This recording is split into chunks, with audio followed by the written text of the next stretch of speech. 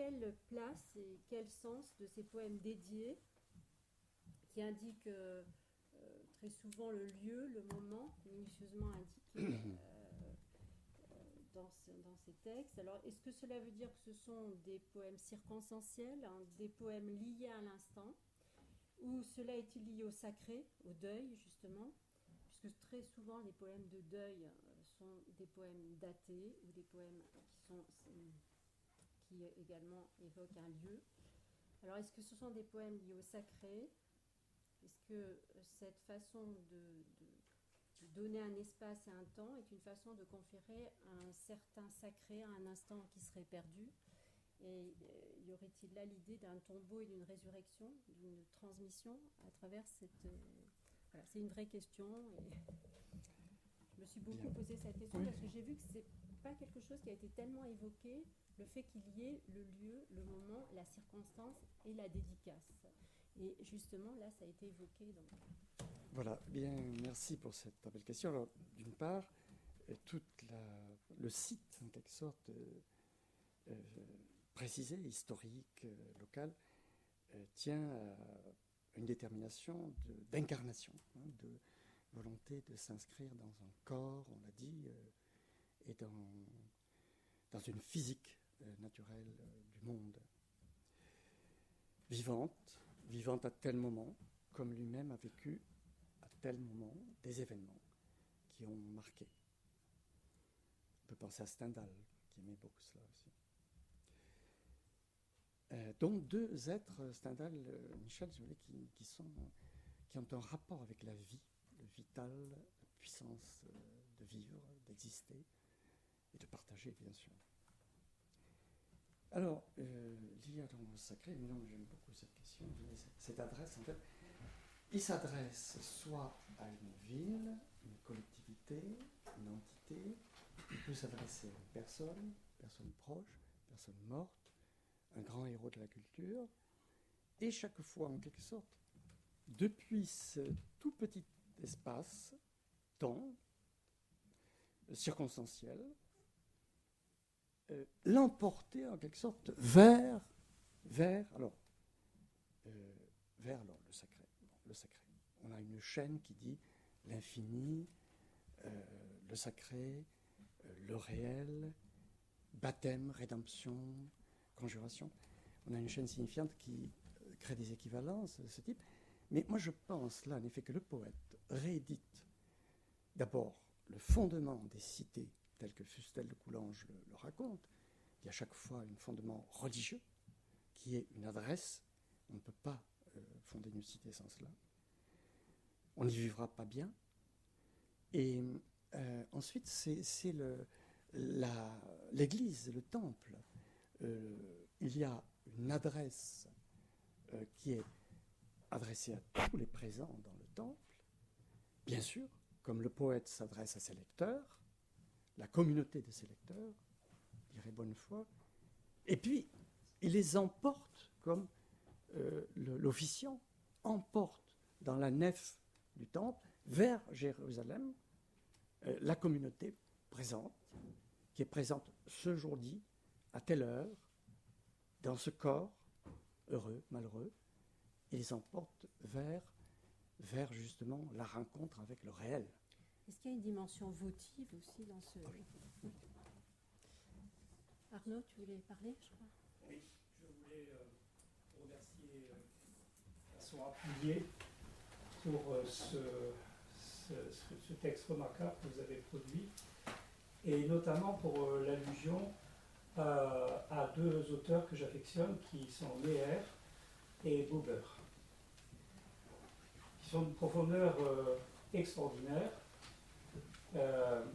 pour tout ce qui est justement relation à la parole, au silence et au couple.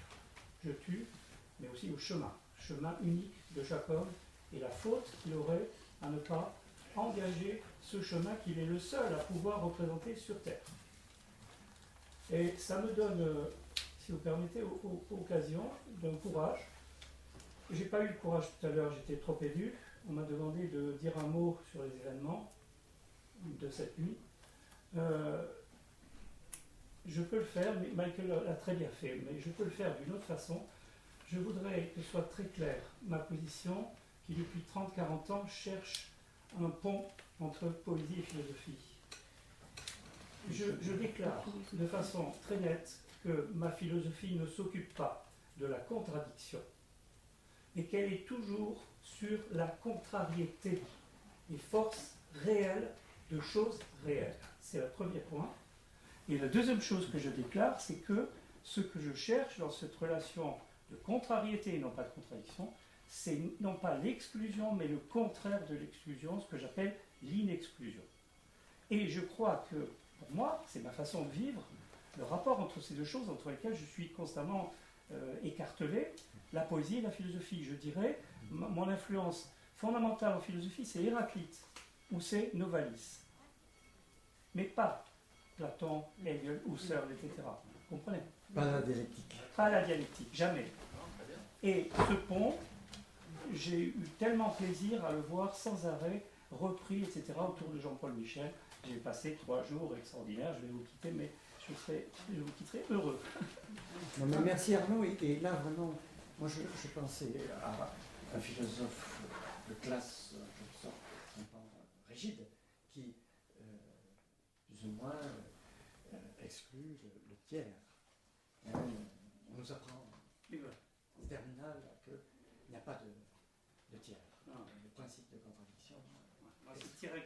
Alors qu'évidemment, nous voyons qu'avec, à chaque instant, nous avons un autre possible qui émerge de la vie. C'est une puissance tout autre que celle de l'intellect.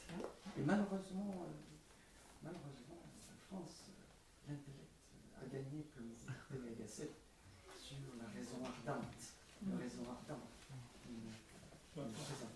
On résiste.